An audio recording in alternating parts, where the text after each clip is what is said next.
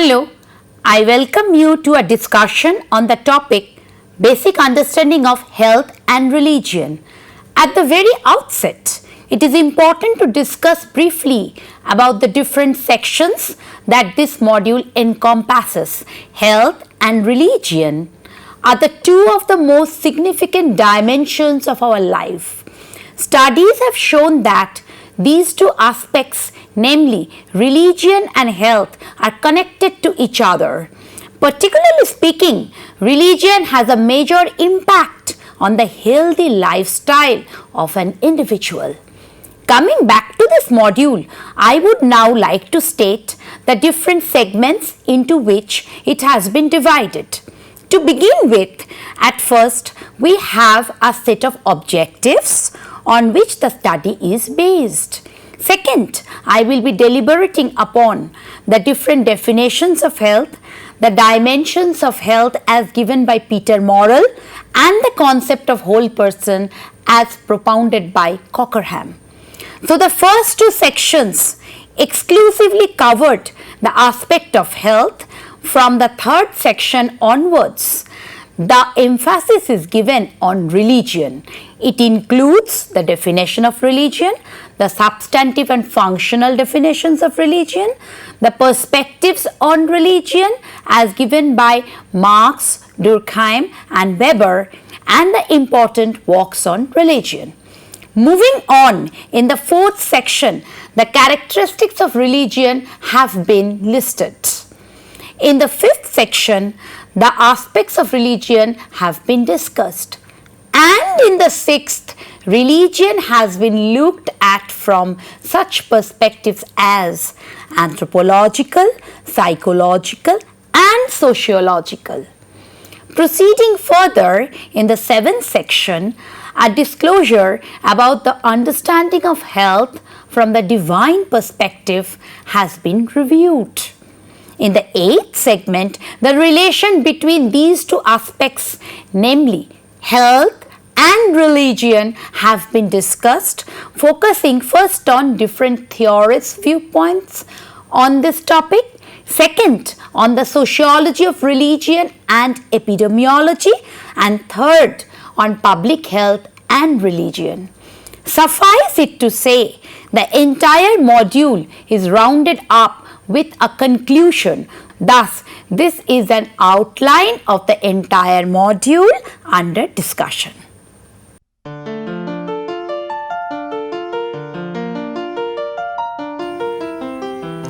In this lecture, the definition of health will be discussed. Although there are a number of definitions, each of them emphasize on a specific aspect of health. Usually, health is referred to an efficiency of a living organism free from any kind of illnesses. Here, primarily, we are going to discuss the definition given by the World Health Organization and those by Rene, Dubos and Thomas McKeown. The definition by World Health Organization in its broader sense determines the complete well-being of human beings with respect to the physical, mental and social state and not merely to the absence of diseases. Following Rene Dubos's definition, health denotes a person's ability to function properly. And lastly, Thomas McKeown emphasized on the importance of well-being more than the absence of any diseases or disabilities. He also talked of the role played by medicine in the promotion of health. The different definitions of health can thus be understood. On the concept of health, Peter Morrall has talked of three facets. These are the objective facet, the subjective facet and the social facet of health. Medical sciences have always explained health from a biological or physiological perspective. It is Morrall who talks about the actual occurrence of the disease at the objective level, that is, the presence of the pathogenic factor. The idea of illness is not necessarily the way a doctor explains or diagnoses a disease. Morrall states that illness is what the individual senses is wrong with him, which in turn may lead to making an appointment with the doctor. Therefore, on the subjective basis, disease is what the individual senses is wrong with him on return from the appointment. From the social dimension, Morrall focuses on the various social factors behind the occurrence of diseases in individuals. He has stressed on the point of how social conditions marked by financial affluence affects the kind of medical treatment one is entitled to receive. In this sense, the poor and those belonging to the lower classes may not ever receive the kind of medical services and attention from which the rich benefit.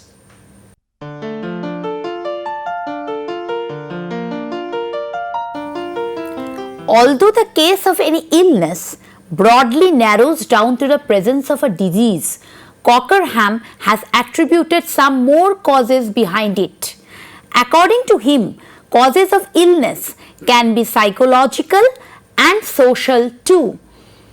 An individual's mental concept can be such that he starts believing he is sick and also exhibits symptoms of being so. This is the psychological dimension of Cockerham's explanation.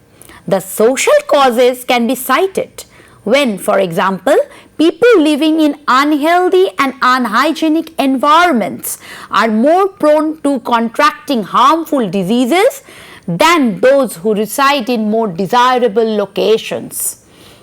In other words, it is the intensity and sometimes the duration of a disease that is indeed social rather than disease itself. Another point worthy of mention here is that Cockerham considers the human body to be analogous to the social system where the organs are interdependent as well as are largely influenced by the outer environment.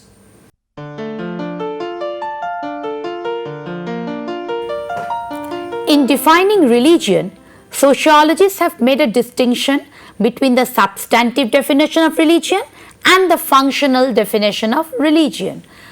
Both these perspectives are different from one another. The substantive definition deals with what religion is, and the functional definition is concerned with what religion does. To elaborate a little, it can be said that the substantive definition, which is also known as the essentialist definition, views religion as an enterprise, rather a speculative enterprise that tries to comprehend or make an understanding of ourselves or of our world. In no way does it deal with our social or psychological lives. Coming to the functional interpretation of religion, it must be noted that religion here gains importance in what it does for the people and how much impact it has on their social and psychological lives. In this way, these two definitions differ from each other, although both are valid for our understanding of religion and neither can be considered to the superior of the other. Let us now discuss the classical perspectives on religion. We shall first begin with the ideas of Karl Marx in this regard. Karl Marx's idea on religion are best summarized in one of his renowned works, A Contribution to the Critique of Hegel's Philosophy of Right. Marx is of the opinion that religion does not make man, rather man makes religion. It is important to note that he does not view man as an abstract individual, but as a social being. It is the expression of this man's imperfect self-awareness that forms the premise of religion. Marx possessed a unique historical perspective on religion. He says that people seek refuge in religion from the sufferings inflicted on them by the society. This is particularly true in capitalist societies, where the proletariat experiences massive tyranny and ill treatment by the power holders. Religion acts as an opium to the exploited class and teaches them to accept the existing conditions with humility. It teaches submission to the existing socio-economic arrangements and to fate. It promises the poor and the oppressed salvation and illusory happiness after death only if they act meekly and passively in this life, rather than challenging the bourgeois. The next classical thinker we will discuss about is Emile Durkheim. Durkheim's work, The Elementary Forms of Religious Life, is one of the pioneers in the field of religion. According to Durkheim, all things can be divided into sacred and profane. He studied the Australian Aboriginals, Aruntas, and concluded that sacredness is based on collective representation. Sacred things, when taken together, maintain coordination and subordination with each other and form a system of the same kind. It is but a subjective reflection of the social categorical determinant. Religion, in turn, is experienced as the symbol of society. Among the Aruntas, he found plants, animals, and other totemic objects were worshipped. People worshipped them because a sacred quality was attributed to them.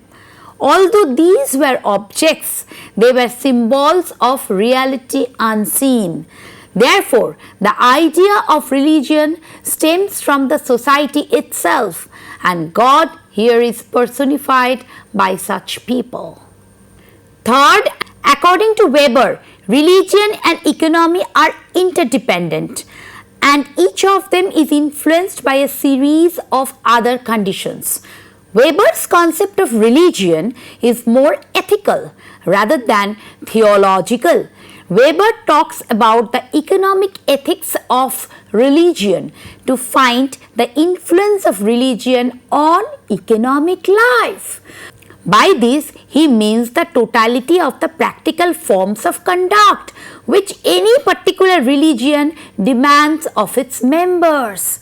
Weber studied past and present civilizations and found that in India and China, industrialism could not develop because the dominant religion in these countries acted as a brake in capitalist development.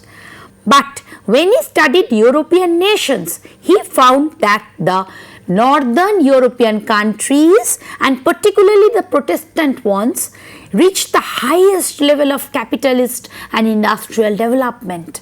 Such countries were England, the Netherlands, and Germany.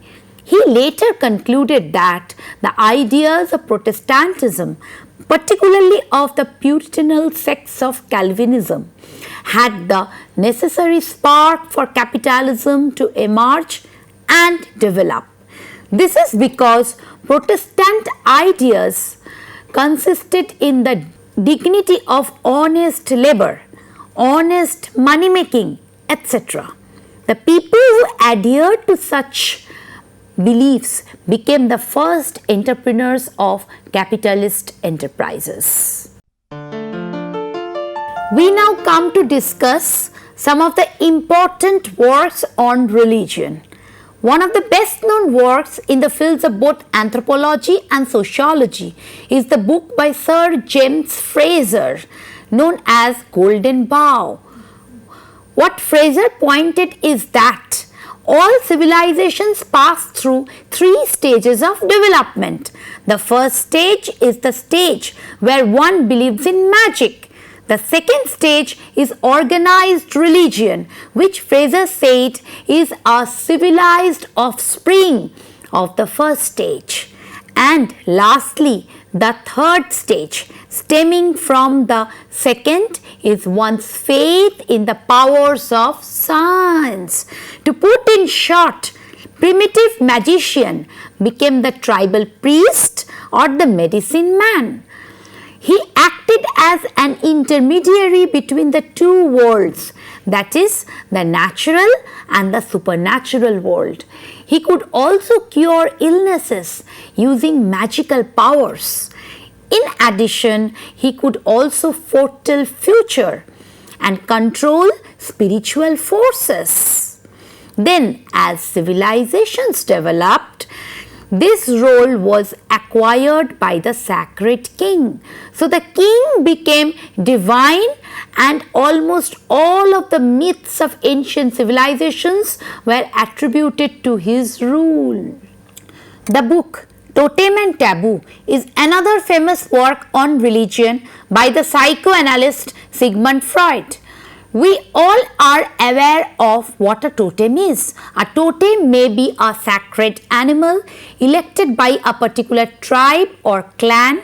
Members of this tribe are forbidden to kill or eat the totem except for certain ceremonial purposes.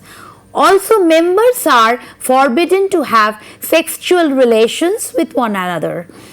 Freud says that it is this repression of sexual desires and drives that causes neurotic behavior among such people. Such neurotic behavior can be reduced with the help of taboos.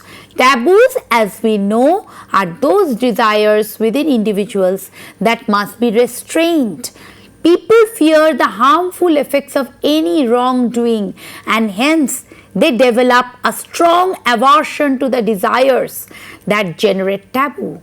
They then suffer from indecision, which in turn diminishes any chances of neurotic conflict. Thus, Freud says that taboo acts as a defensive mechanism to such problems as neurosis, which may arise from adherence to a strict totemic system. Yet another significant work on religion is that by Clifford James Geertz, a well-known American anthropologist.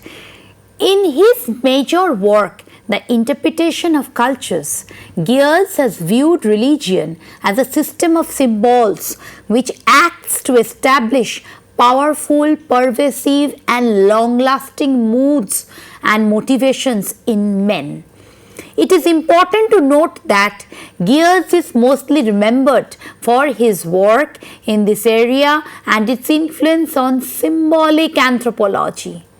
Symbols therefore form an integral part of his studies. Keeping this in mind, he regards religion as a symbol as well. Geertz asserts that religious symbols guide people in having an outlook of the world, thereby providing them with the message on how they should act in a given situation.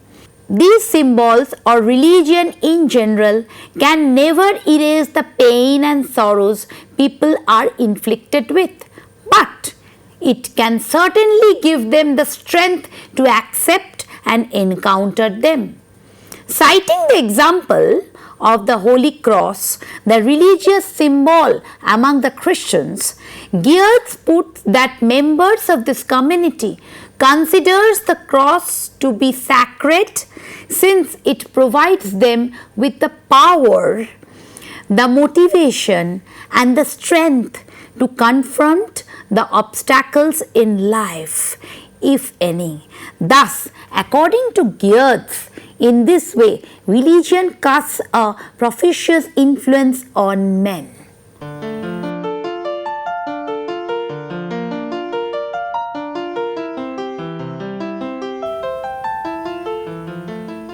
Religion has a number of important characteristics. Firstly, religion is a group phenomenon.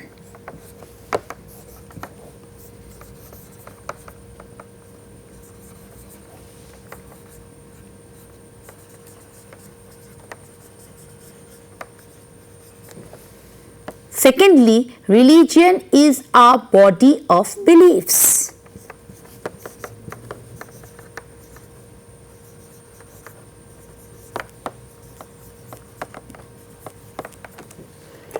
Thirdly, religion involves a set of practices.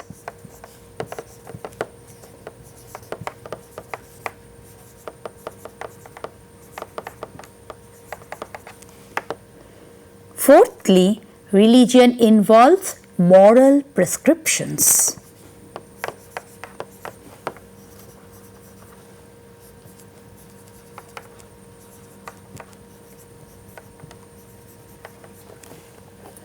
And last but not the least, religion also involves the sacred and profane.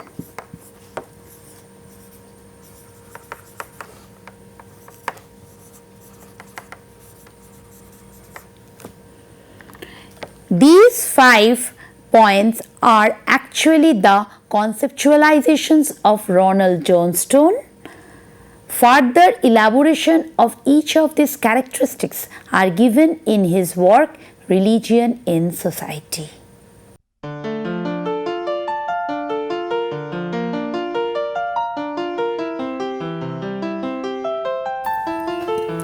There are 3 different perspectives to religion. They are the anthropological perspective, the psychological perspective, and the sociological perspective. The first, that is the anthropological perspective, holds that religion has gradually evolved out of a specific need of people. This need is the need to assign the causes for the occurrences of the natural phenomena as well as of other periodical happenings, rather experiences. Next comes the psychological viewpoint, which considers religion to be the response of people in crucial times. For example, in times where one faces some sort of danger or insecurity or any other dilemma to which he cannot accustom.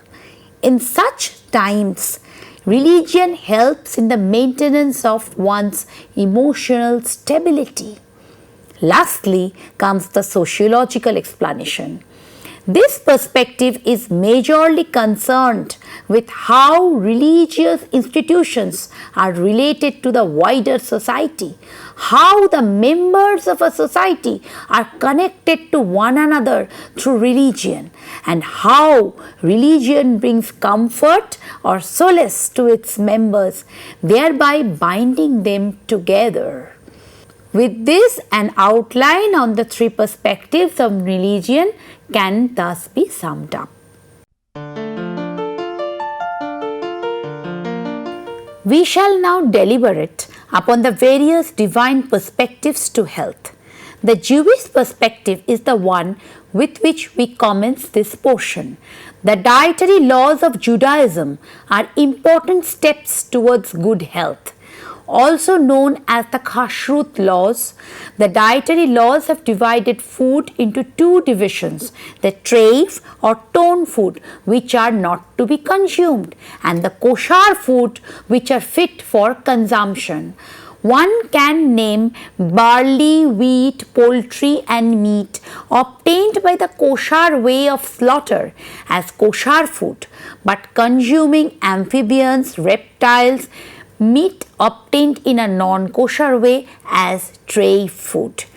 Cheese is to be treated as a kosher food only if the rennet is obtained recombinantly or from the stomach of a kosher animal, following the laws of halakha or kashrut.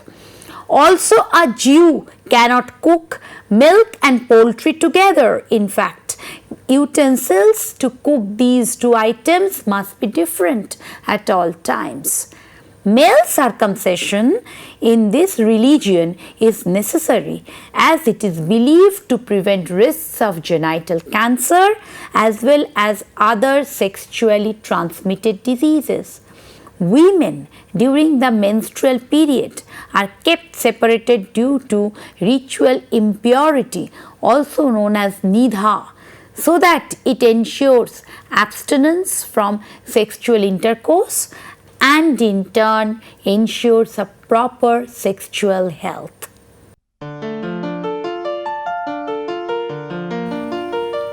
Christianity, having the largest number of adherents, places emphasis on the soul of an individual rather than the body. Nevertheless, it holds equal importance to preserve health and life as it is the most precious gift of God. A Christian can consume any kind of meat, but during the Lent, some of them may want to avoid spicy food or meat. The Roman Catholic monastics, who are known as Trappists and who follow the rule of Saint Benedict, for example, do not indulge in a diet consisting of meats. Surprisingly, Christians consider the alcohol as a gift from God, which can be enjoyed moderately, though drunkenness is treated as a stigma. One must follow a balanced and moderate diet to reach the highest possible form of good health.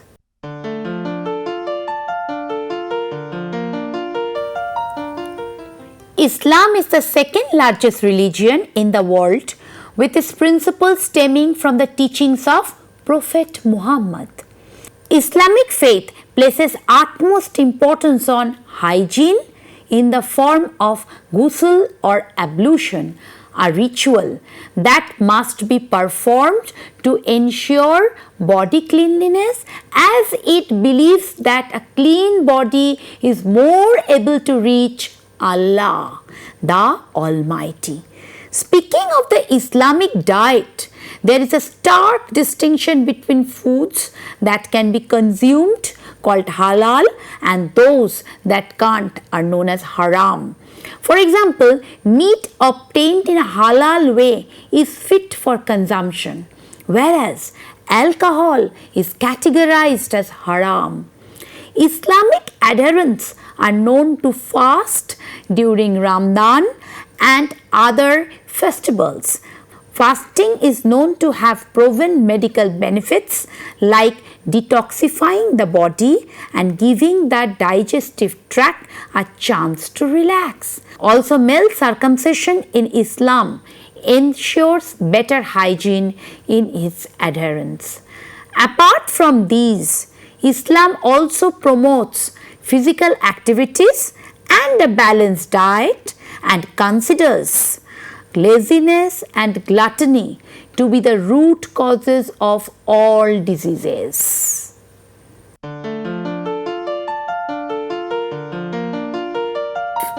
The ancient religion of the Hindu people, known as Hinduism, bears a pragmatic approach towards health. There is no rigid list of foods to be included in a Hindu's life, although beef is strictly forbidden. Pork meat too is not favored. A sattvic diet in Hinduism traditionally would be vegan, cooked with less spices and devoid of ingredients like onion, garlic, etc., which are known to be aphrodisiacs and foods that warm the body up. Ayurveda, a popular medicinal system in Hinduism that includes barks, leaves and flowers, have reportedly made the prevention of deadly diseases possible. Also, the freehand exercise system of yoga, which is a part of the ancient Hindu way of life, has proven health benefits like lowering blood pressure and ensuring a sound cardiovascular system.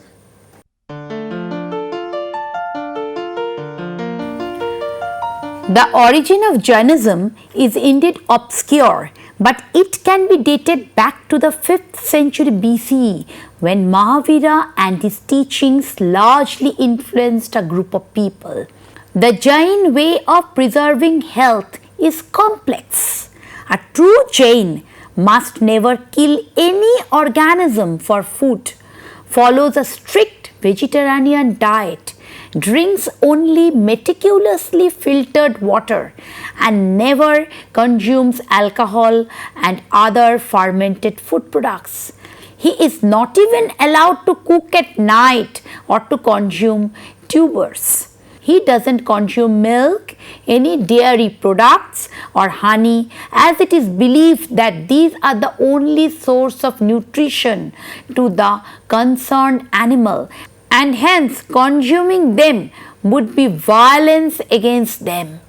Fasting during Jain festivals and the vow of Athai, which entails fasting for 8 continuous days, are observed among them.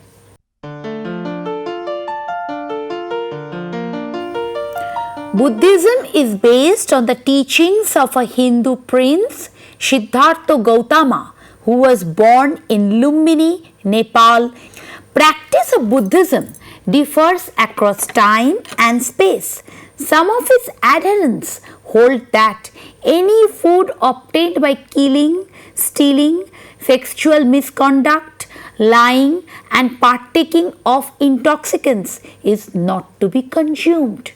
Killing a fellow creature and consuming its meat is a sin, and therefore a Mahayana Buddhist must follow a strictly vegetarian diet.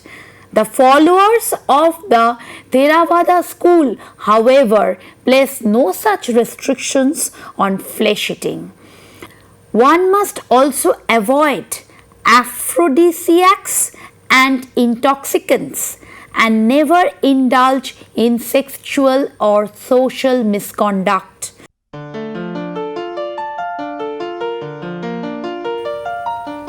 Confucius was a philosopher who advanced the principles of hygiene and proper nutrition. Perished foods, unclean foods, non-distilled wines were all banned from the diet he prescribed. Gluttony was considered as the root cause for all ailments, and ginger, owing to such health benefits as reducing body heat and fever, was one of the main food items that is to be included in a Confucianist diet. Among the Confucianists, it is believed that turnip in winter and ginger in summer keeps the doctor away and ensures a healthy life. However, ginger must not be consumed at night, as that might have harmful effects on one's spleen.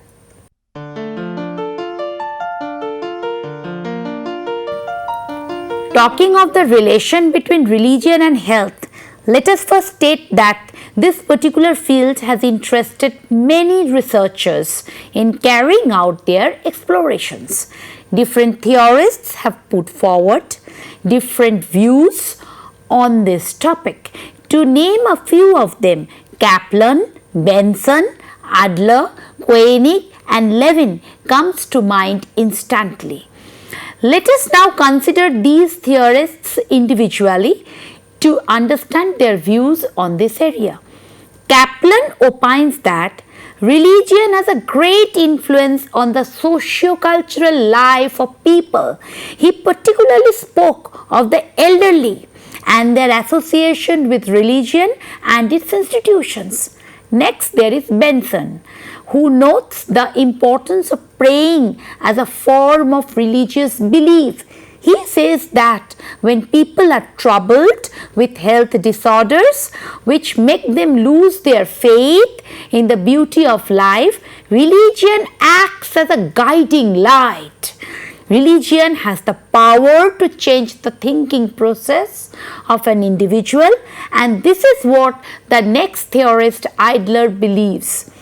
A person's views about a particular subject can radically differ when he views the same subject from a religious dimension.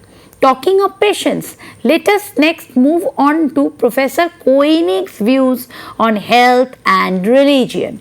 Koenig has stated that religion is important in the sense that it has tremendous healing power. Levin's views on the relation between religion and health is somewhat different.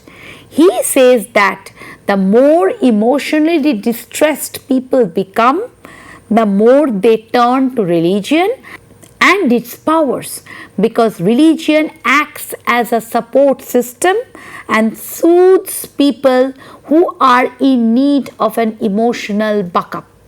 The discussion on the module of basic understanding of health and religion ends here. We will continue with further discussions in the next module. Thank you.